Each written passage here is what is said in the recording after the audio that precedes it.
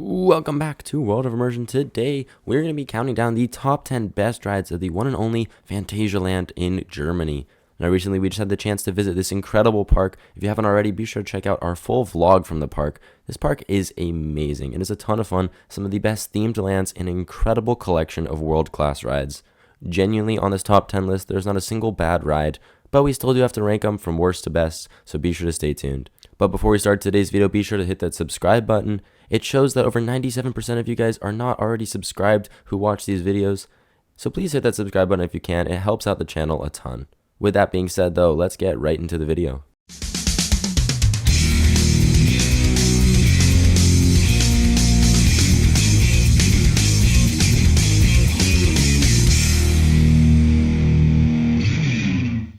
Alright, and starting off at number 10, we have the Vekoma family coaster Reich. Now this ride is a ton of fun. Like I said, not a single ride on this entire list is a bad ride whatsoever, but this is still just a family coaster, so it comes in last place on our list. But that being said, it is a lot of fun. It's very, very well themed. The whole area that it's in is an incredible themed land. One of the best themed lands I think I have ever experienced in my life. However, it's the smaller of the two rides in the land, and it's still just a little bit of a family coaster. However, it does provide a little bit of force, and it's cool going in and out of all the rock work and the buildings, and interacting with the other roller coaster in the land, which we'll get to in just a little bit. But moving on to number 9, we have one of the dark rides in the park. And forgive me for my pronunciation, but it is Geister Rikscha. Now this is a slow-moving dark ride, very similar to the likes of Haunted Mansion over at the Disney parks. And this ride's great. It's a very long ride. It's got some very nice set design. My only issue with it is it's a little bit outdated. Some of the animatronics don't work as well, and it's a little bit bright in there. You can kind of see a little bit of the exits, but it's got a very nicely themed queue, and like I said, it's a very, very long ride with some cool animatronics and some great set design.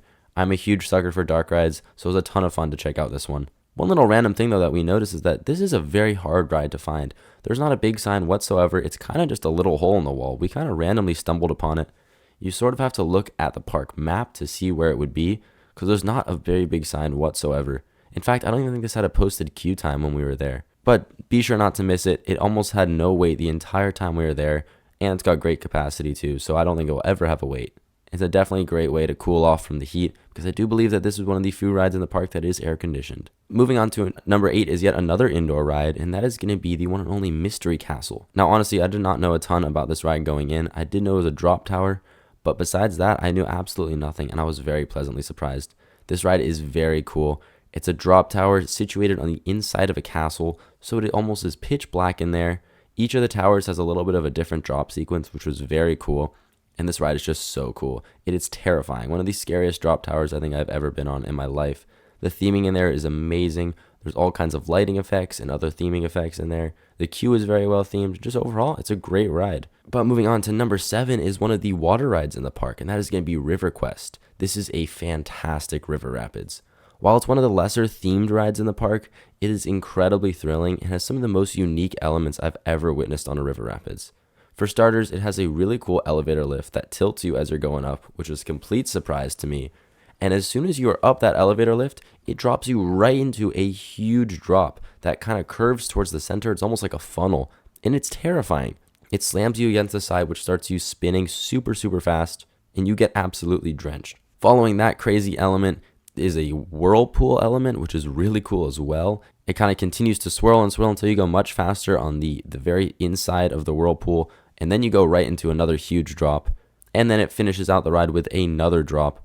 While it is a little bit short for a river rapids, and the rapids parts themselves are not great, the really unique elements and the absolute crazy thrilling elements on this ride make it this high on my list and make it one of my favorite river rapids I've been on. But moving on to number 6 is actually a collection of 2 rides, but I've considered both of them as one because they are very similar, and that is the Windas coasters. Now you've got 2, you've got Windas Fear and Windas Force, and while they are very similar, they do have some distinct elements.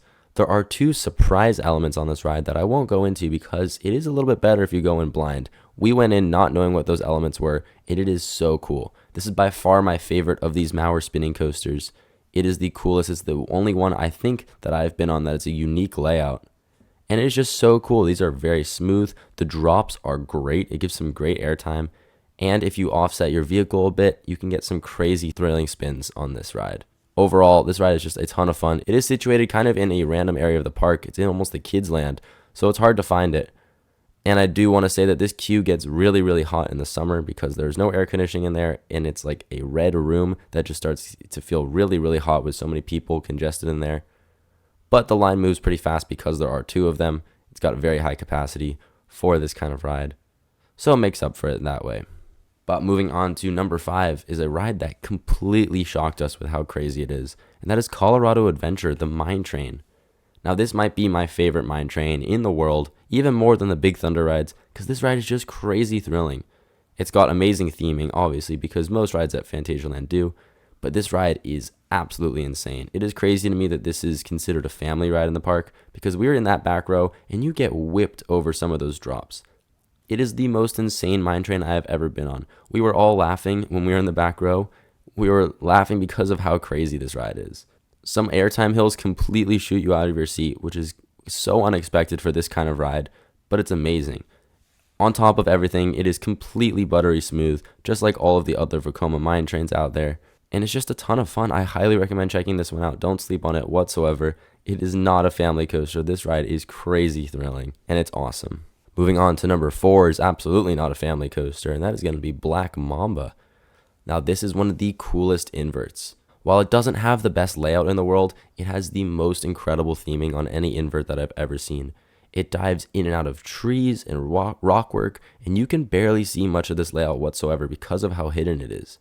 It is so cool. You have no clue where you're going. It has the craziest near-miss elements. The queue is incredible as well. It weaves in and out of all of the coaster elements. You get some crazy near-misses and some crazy shots of the coaster while you're in the queue. This station is also amazing. It is very, very well themed. This land as a whole is incredible. It's one of the best themed lands I think I've ever been in my life. This ride is also just a spectacle to watch. Having it come out of nowhere through the middle of like a forest and then go right through an inversion over a building is just insane to me that this coaster exists. And on top of everything, it's completely buttery smooth and has incredible intensity. It's one of the most intense inverts I think I have been on, and a fantastic roller coaster of the park. But it doesn't crack our top 3. And coming in at number 3 is going to be yet another water ride in the park, and one of my favorite water rides of all time. That is Chiapas. This ride is amazing.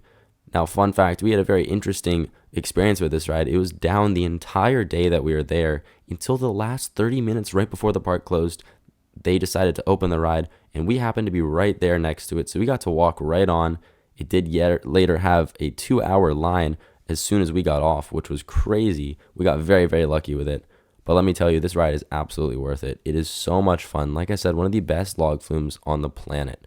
It has the steepest drop on a log flume, and that drop, you can absolutely feel. It is an incredible drop, followed by an amazing airtime hill.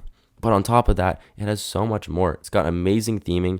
It's got the awesome disco section with all of the, I don't even know what the theming is in there, but it's so cool. It's like a little mini rave with like great DJ music, and you're going backwards through that section as well. Oh yeah, I forgot to mention this ride has a backwards drop and a really long backwards section. And it has lap bars, unfortunately, but honestly, with this scale of a ride and how crazy that drop and the backwards section is, it absolutely needs it.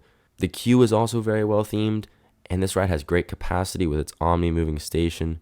Just overall, this ride is amazing. I have nothing but good things to say about it. One of my favorite water rides in the entire world. But moving on to number 2 is going to be the park's Intamin multi-launch roller coaster, Terran. Now, I do want to say that this ride had been hyped up so much for me. It was one of the greatest roller coasters in the world. And while it is incredible, it is an amazing ride, it is not as good as people say, in my opinion. I would compare it slightly more to a ride like Hagrid's than a ride like Velocicoaster. I think it is not super crazy intense. But that being said, the layout is still great. It has some really cool whippy elements. It doesn't have a single inversion. I think it could definitely do with some inversions, but I understand why they decided not to include it. It's buttery smooth, one of the smoothest coasters I've been on. It's incredibly long, and it has amazing theming. You're diving in and out of that rockwork, through these random buildings, up and over. It is incredible to watch, almost as incredible as it is to ride. This ride is amazing, though. Don't let me saying that it was a little bit disappointing make you think that it's not a good ride, because it absolutely is an incredible coaster. It just isn't as world class as I thought people had said it was. which is why it's not my number one in the park, and that title belongs to a ride that I absolutely would consider world class. In fact, it was one of my favorite roller coasters of all time, and that is going to be their newest roller coaster, Fly. This ride is truly incredible, one of the best roller coasters I've ever been on in my life. It is the smoothest flying coaster, one of the smoothest coasters I've ever been on. It's got incredible launches. You get airtime on a flying coaster. It was one of the longest coasters I've ever seen.